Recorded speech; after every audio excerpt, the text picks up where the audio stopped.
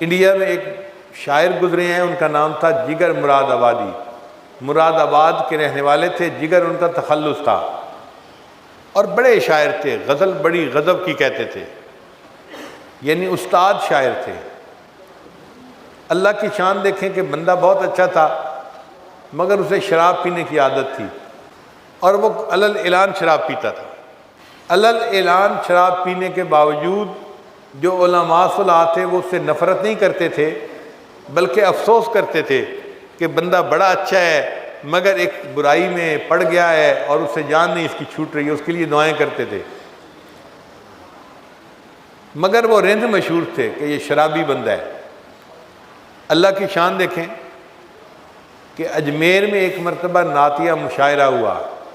اب جو منتظمین تھے انہوں نے مشورہ کیا کہ نعتیہ مشاعرے میں کس کس کو بلانا چاہیے، تو کئی شعراء کے نام آ گئے، اس میں جگر کا نام آیا۔ تو چونکہ یہ بڑے شاعر تھے تو کچھ نے کہا جی کہ ان کو بلانا چاہیے، بڑے شاعر ہیں، ان کے بغیر مشاعرہ ادھورا رہے گا، پورا نہیں ہوگا۔ اور کچھ نے کہا جی کہ نہیں، واضح شراب پینے والا بندہ ہے، ایک شرابی شاعر کو نعت کے لیے بلائیں تو یہ ادب کے خلاف ہے، نہیں بلانا چاہیے۔ اب اختلاف ہو گیا آپس میں، کافی بحث ہوئی، بالآخر جو بلانا چاہتے تھے وہ غالب آ گئے۔ انہوں نے کہا بھئی شرابی ہے یا جو بھی ہے، نعت ہی ہم نے پڑھوانی ہے نا، تو ہو سکتا ہے کہ وہ اچھی نعت لکھے اور نعت پڑھے، تو ہمیں دعوت تو دینی چاہیے۔ چنانچہ انہوں نے دعوت دی۔ اب جب جگر کو دعوت ملی کہ نعتیہ مشاعرے میں آپ نے شرکت کرنی ہے اور نعت پڑھنی ہے، تو جگر کی تو حالت بدل گئی، پریشان، میں شرابی، میں برا، میں گناہگار، میں خطا کار، اور مجھے نبی علیہ السلام کی نعت پڑھنے کے لیے بلایا جا رہا ہے۔ کانپتے تھے۔ پہلے تو وہ مانے نہیں کہ نہیں میں نہیں آ سکتا، پھر ان کے ایک دوست کے ذریعے ان کو کہلوایا گیا، جگر پھر بھی نہیں مانے، پھر ان کے ایک استاد تھے، ان کے ذریعے سے ان کو کہلوایا گیا، اور استاد نے آرڈر کیا کہ آپ نے جانا ہے اور وہاں جا کے نعت سنانی ہے۔ تو جگر خاموش ہو گئے استاد کی وجہ سے، ہاں بھر لی، حامی بھر لی کہ میں مشاعرے میں آؤں گا۔ اب یہ خبر مشہور ہو گئی کہ جی مشاعرہ ہو رہا ہے، اور اس مشاعرے میں ایک شرابی شاعر بھی آئے گا نعت پڑھنے کے لیے۔ تو عوام النعت تو جذباتی ہوتے ہیں، چنانچہ پورے اجمیر کے عوام جو تھے وہ تو جذبات میں کہ یہ کیسے ہو سکتا ہے کہ ایک شرابی نبی علیہ السلام کی نعت پڑھے، ہم اس کو یہ گستاخی نہیں کرنے دیں گے۔ چنانچہ جگر مراد آبادی مشاعرے سے تقریباً ایک ہفتہ پہلے اجمیر پہنچ گئے۔ لوگوں کا گمان تھا کہ جس دن مشاعرہ ہوگا جگر اس دن آئیں گے اور ہم ان کو روک دیں گے، نعت نہیں پڑھنے دیں گے۔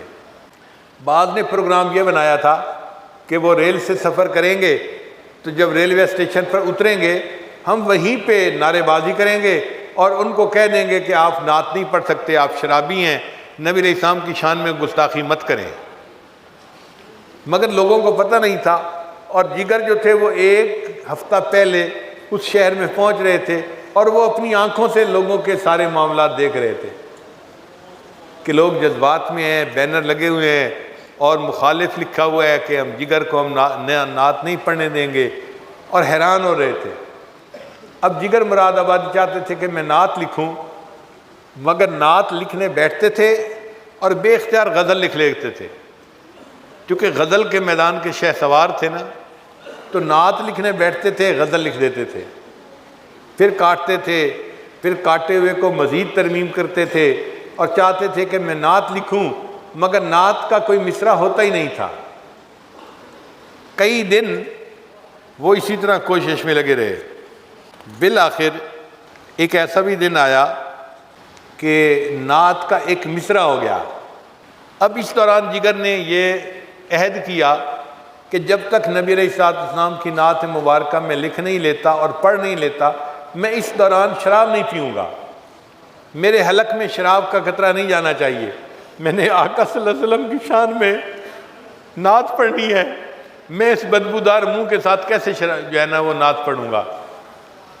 اب شراب نہ پینے کی وجہ سے طبیعت کے اندر پریشانی بھی تھی، مگر وہ اپنی بات پہ جمے ہوئے تھے۔ ایک مصرع ہوا تو پھر دوسرا مصرع، اور اللہ کی شان کے ایک دن تو پوری نعت ہی انہوں نے لکھ دی۔ اب وہ بڑے خوش تھے کہ میں نے نعت لکھ دی ہے، اور اب مجھے نعت لکھنے کے بعد اس کو پڑھنے کا موقع بھی ملے گا۔ چنانچہ جس دن مشاعرہ ہونا تھا، جگر مراد آبادی نے غسل کیا اور اچھے کپڑے پہنے، اور مشاعرے کی طرف اس طرح چلے جیسے کوئی حاجی حج کرنے کے لیے چلتا ہے۔ خوش اس بات پہ تھے کہ ساری زندگی میں نے غزلیں لکھی ہیں، آج میں آقا صلی اللہ علیہ وسلم کی شان میں نعت لکھ کے اس کو پڑھنے کی سعادت پا رہا ہوں۔ اسٹیج پر پہنچ گئے، چنانچہ جو اسٹیج سیکرٹری تھا اس نے اعلان کیا کہ اب ہم رئیس المتغزلین حضرت جگر مراد آبادی کو نعت پڑھنے کی دعوت دیتے ہیں۔ جیسے ہی اعلان ہوا تو مجمع میں نوجوان کھڑے ہو گئے اور انہوں نے شور مچانا شروع کر دیا کہ یہ شرابی بندہ نعت نہیں پڑھ سکتا، یہ ادب کے خلاف ہے، ہم ہرگز اس کو یہ نعت پڑھنے کا موقع نہیں دیں گے۔ جگر مراد آبادی بڑے سکون کے ساتھ سب نوجوانوں کا جذبہ دیکھتے رہے، اور بالآخر انہوں نے کہا کہ نوجوانوں، آپ یہ جو شور مچا رہے ہو، یہ میرے شرابی ہونے پہ شور مچا رہے ہو یا جن کی میں نعت پڑھنے جا رہا ہوں ان کی نعت کے اوپر شور مچا رہے ہو؟ اب نوجوان یہ بات سن کے خاموش ہو گئے۔ مجمع کو ایسے تھا جیسے سانپ سونگھ گیا۔ پھر جگر مراد آبادی نے نعت کا پہلا مصرع پڑھا، ایک رند ہے اور مدحت سلطان مدینہ، ایک رند ہے اور مدحت سلطان مدینہ، ہاں کوئی نظر رحمت سلطان مدینہ، دامان نظر تنگ فراوانی جلوہ، اے طلعت حق طلعت سلطان مدینہ، اے خاک مدینہ تیری گلیوں کے تصدق، تو خلد ہے تو جنت سلطان مدینہ، اس طرح کہ ہر سانس ہو مصروف عبادت، دیکھوں میں در دولت سلطان مدینہ، ایک ننگے غم عشق بھی ہے منتظر دید، صدقے تیرے اے صورت سلطان مدینہ، کونین کا غم یاد خدا اور شفاعت، دولت ہے یہی دولت سلطان مدینہ، ظاہر میں غریب الغربا پھر بھی یہ عالم، شاہوں سے سوا سطوت سلطان مدینہ، اس امت آسی سے نہ منہ پھیر خدایا، نازک ہے بہت غیرت سلطان مدینہ، کچھ ہم کو نہیں کام جگر اور کسی سے، کافی ہے بس ایک نسبت سلطان مدینہ، کچھ ہم کو نہیں کام جگر اور کسی سے، کافی ہے بس ایک نسبت سلطان مدینہ۔ اب یہ نعت انہوں نے پڑھ کے سنائی تو مجمع نے بالآخر یہ کہا کہ یہ نعت لکھی نہیں، اس سے اللہ نے لکھوائی ہے، نعت لکھی نہیں، اللہ نے اس سے، اب بندے کا ادب اللہ کے ہاں قبول ہو جاتا ہے۔ اللہ نے ان کی زندگی بدلنے کا راستہ بنا دیا کہ ایک شاعر آئے ہوئے تھے، خواجہ عزیز الحسن مجذوب رحمۃ اللہ علیہ، وہ انگریزی لکھے پڑھے تھے اور ایک بڑے عہدے پہ فائز تھے، اور شاعر ہونے کی نسبت جگر مراد آبادی کے دوست بھی تھے۔ تو جگر مراد آبادی نے دیکھا کہ خواجہ عزیز الحسن مجذوب رحمۃ اللہ علیہ نے داڑھی رکھی ہوئی ہے، سر پہ ٹوپی ہے، اور انہوں نے نبی علیہ الصلوۃ والسلام کی شان میں بہت اچھی نعت پڑھی۔ تو جب ان سے نعت سنی تو جگر مراد آبادی نے ان سے سوال پوچھا کہ مجذوب صاحب، آپ تو مسٹر تھے، آپ کی ٹر کیسے مس ہو گئی؟ آپ تو مسٹر تھے، انگریزی لکھے پڑھے نوجوان تھے، آپ کی ٹر کیسے مس ہو گئی؟ تو خواجہ مجذوب رحمۃ اللہ نے فرمایا کہ مجھے ایک اللہ والے کی صحبت نصیب ہوئی جس کی وجہ سے میری زندگی بدل گئی۔ تو جگر مراد آبادی نے کہا کہ کیا میں بھی اس ہستی سے مل سکتا ہوں کہ جس نے آپ کی زندگی کو بدلا ہے؟ انہوں نے فرمایا ہاں، میں ان سے پوچھ کے آپ کو بتا دوں گا۔ ان کا تعلق تھا حضرت اقدس تھانوی رحمۃ اللہ علیہ سے۔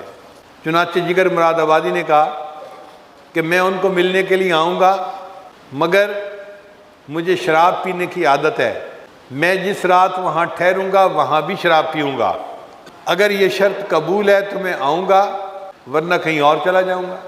خواجہ عزیز الحسن مجذوب رحمۃ اللہ نے حضرت اقدس تھانوی رحمۃ اللہ سے آ کے پوچھا کہ یہ شاعر آپ کی خدمت میں آنا چاہتا ہے، مگر وہ یہ شرط لگا رہا ہے۔ حضرت اقدس تھانوی رحمۃ اللہ تو مردم شناس تھے، جانتے تھے کہ جگر کے اندر کتنی استعداد ہے۔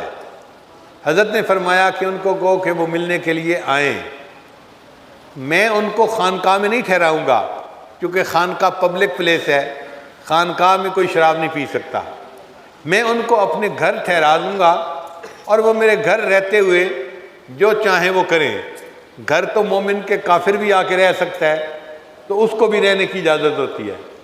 تو حضرت تھانوی رحمۃ اللہ نے فرمایا کہ چونکہ میں گھر ٹھہرنے کا انتظام کروں گا تو گھر میں ان کو اختیار ہوگا، وہ جو کھانا پینا چاہیں وہ پی سکتے ہیں۔ چنانچہ ان کے لیے ایک صورت بھی نکل آئی۔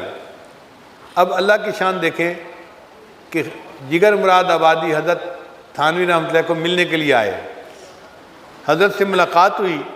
تو ملاقات کے بعد جگر مراد آبادی نے کہا کہ حضرت میں دل میں 2 نیتیں لے کے آیا تھا کہ جب میں آپ کی ملاقات کروں گا تو 2 کام کروں گا۔ حضرت نے پوچھا کون سے؟